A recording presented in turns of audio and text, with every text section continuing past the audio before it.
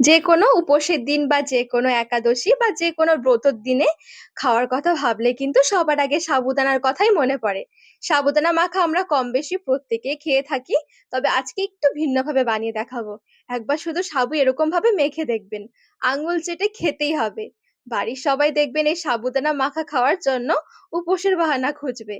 এই সাধারণ সাবু যে এরকম ভাবে মাখালে এতটা অসাধারণ হয়, না খেলে বিশ্বাসই হবে না।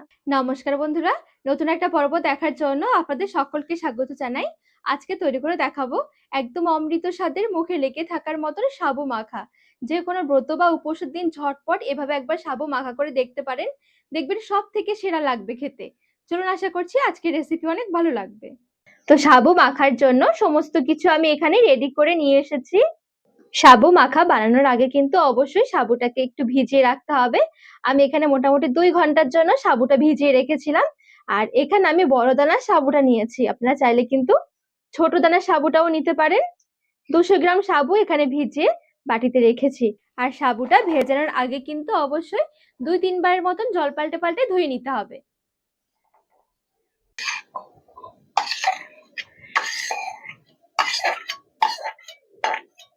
সমস্ত সাবুটুকু নিয়ে নিয়েছি। টক দই নিয়েছি 200 গ্রাম। টক দইটা কিন্তু একটু আমি জল ঝরিয়ে রেখেছি। একটা ছাকনার মধ্যে রেখে দেবেন, দেখবেন খুব সুন্দরভাবে নিচে জলটা ঝরে যাবে। এবারে দিয়ে দেব স্বাদ মতো চিনি। যে যেরকম মিষ্টি খেতে পছন্দ করবেন সেই অনুযায়ী চিনি দিতে পারেন। আর চিনির পরিবর্তে চাইলে কিন্তু গুড়ও নেওয়া যেতে পারে। আর চিনিটা কিন্তু একবারে অনেক বেশি দিতে যাবেন না, যেহেতু এই সাবু মাখার মধ্যে আরো বেশ কিছু আমি মিষ্টি জাতীয় ফল দেব, সেই জন্য চিনিটা প্রথমে আমি অল্প করেই দিচ্ছি। সামান্য একটু লবণ, আর এরই সাথে দিয়ে দিচ্ছি 10 টাকার 1 প্যাকেট গুঁড়ো দুধ। এবারে একটু ভালো করে মিশিয়ে নেব।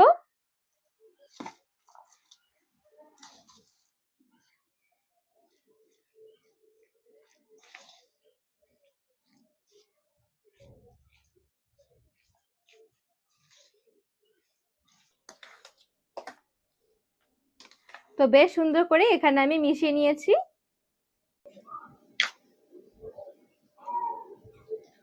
আর এখানে আমি দই দিয়েছি, আপনারা যদি দই না দিতে চান বা না হাতের কাছে থাকে দুধ দিতে পারেন। জাল করে ঘন করে নেবেন দুধটা, তারপরে দেবেন, দেখবেন খেতে আরো বেশি ভালো লাগবে। এবারে কিছু ফল নিয়েছি, ফলগুলো কেটে নেব।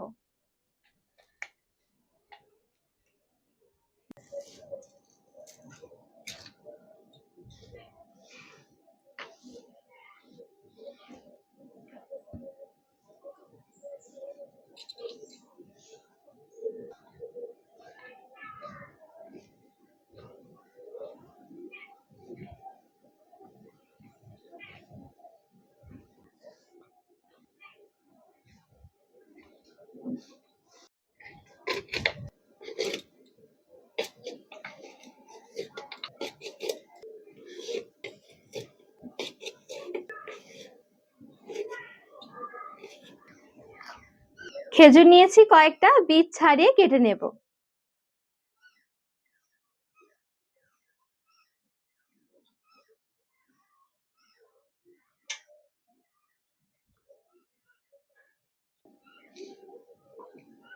একটা বেদানা নিয়েছি, তো বেদানাটাকে কেটে নিচ্ছি।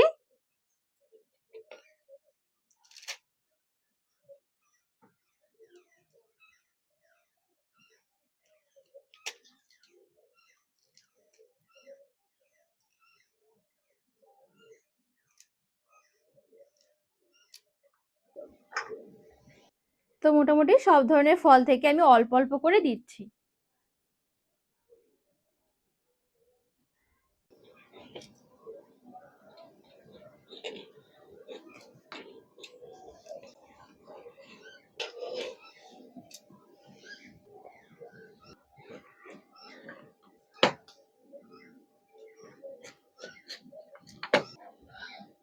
এবার আমটুকু দিয়ে দিচ্ছি,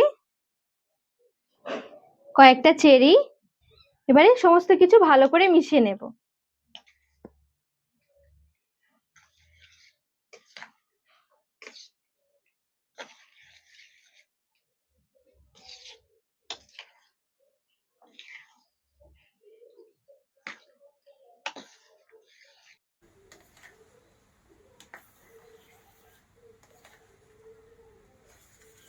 ভালো করে যখন মাখানো হয়ে যাবে বেশ খানিকটা কাজু আর কিশমিশ একটু ছড়িয়ে দিচ্ছি। টেস্টটা আরো দারুণ আসবে। আর এখানে দিয়ে দিতে হবে ৩ থেকে ৪ পিস মতন কালাকাঁদ সন্দেশ। এতটা ভালো লাগবে না খেতে, বিশ্বাসই করতে পারবেন না। সাবু যখন একদিন মেখে খাবেন একটু এভাবে এই জিনিসগুলো জোগাড় করে বানিয়ে খেয়ে দেখবেন। এতটা মজার হবে খেতে ভাবতেই পারবেন না। তো দেখুন আমি ঠিক এরকম করে অল্প, অল্প করে সন্দেশটা ছড়িয়ে দিচ্ছি। সন্দেশটা কিন্তু আবার একদম যে পুরো মিশিয়ে মেখে ফেলবো এমনটা নয়, যেন একটু আস্ত, আস্ত থাকে। তাহলে কি যখন মুখে পড়বে খাওয়ার সময় দারুণ লাগবে খেতে।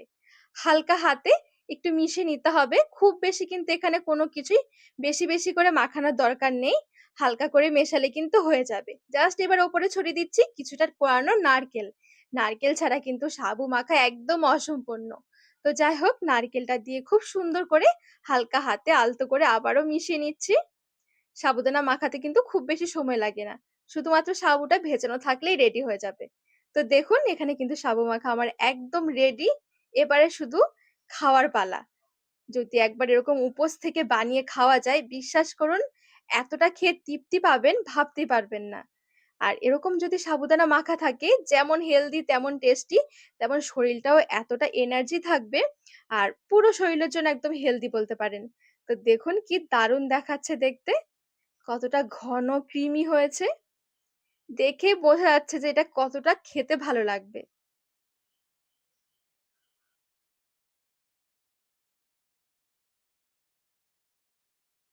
তো আজকে এই সাবু মাখার রেসিপি আপনাদের কেমন লেগেছে অবশ্যই কমেন্ট করে জানাবেন। আর রেসিপি ভালো লাগলে চ্যানেলটিকে সাবস্ক্রাইব করে পাশে থাকার অনুরোধ রইল।